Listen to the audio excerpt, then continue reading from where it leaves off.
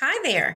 My name is Dr. Diallo, an academic coach and a test prep expert with Study.com. Are you currently preparing to take the FTCE Business Education 6 through 12 testing code 051 Knowledge of Business Communications? This assessment covers the subtopic of knowledge of business communications. If so, you are in luck because I am here to walk you through a few sample test questions along with other test taking strategies. I want you to be as prepared as possible to pass this test. So let's begin by looking at problem number 1.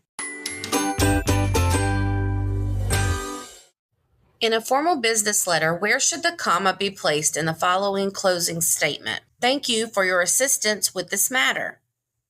A after thank you, B after assistance, C after matter, or D, no comma is needed. So to answer this question effectively, we need to once again take a look at what the question's asking. We are looking at the sentence, thank you for your assistance with this matter, and we're trying to determine if and where a comma should be placed in the sentence. As we look at the answer choices, notice that the sentence, thank you for your assistance with this matter, is a complete sentence that does not require a comma, as there is no natural pause or list that would necessitate its use. In formal business letters, commas are typically used in the salutation, but not in the body of a sentence like this one unless it is to separate clauses or items in a list. Therefore, D, no comma is needed, is the correct answer choice.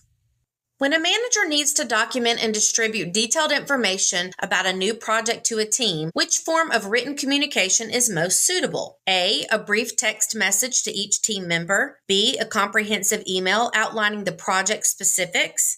C, a quick post on the company's social media page.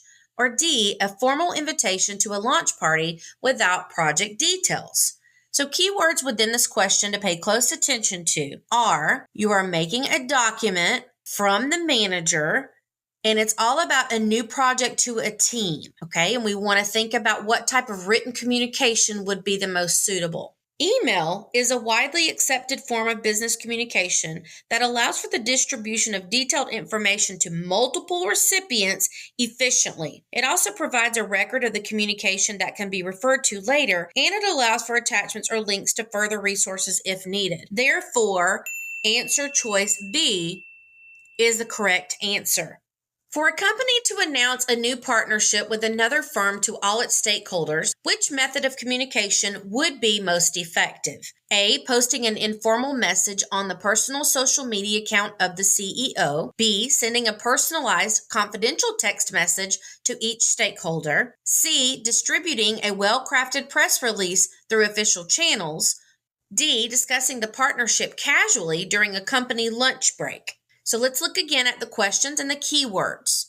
We're wanting to announce a new partnership with all of our stakeholders. Well, answer C, distributing a well-crafted press release through official channels, is going to be the best answer. A press release is a formal and widely recognized method for communicating significant company news, such as a new partnership. It ensures that the information is disseminated in a controlled, professional manner and reaches a broad audience, including all stakeholders. While A, B, and D are all common ways of discussing a new partnership or communicating with stakeholders, the most effective and professional manner of communication is answer choice C. When drafting a document to outline the agenda for an upcoming annual general meeting, AGM, of stakeholders, which format is most appropriate to use? A, an informal bullet point list in a text message. B, a structured document with a formal letterhead and numbered agenda items. C, a brief and casual email with a date and time only. Or D, a graphic flyer with created fonts and images. Again, let's take a look at the keywords in our question. We are drafting a document and we are outlining an agenda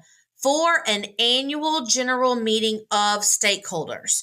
B, a structured document with a formal letterhead and numbered agenda items is going to be our best answer choice here. That is because a structured document with a formal letterhead and numbered agenda items should be utilized for official business meetings such as an AGM. It is important to use a formal and structured document that includes the company's letterhead to convey professionalism. Numbered agenda items help organize the discussion topics clearly and allow stakeholders to follow along easily during the meeting. Informal bullet point lists, text messages, casual emails, or graphic flyers are not the best method of drafting a document for an agenda. Therefore, B is the best answer choice.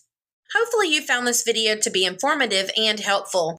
If so, be sure to check out more videos on this channel.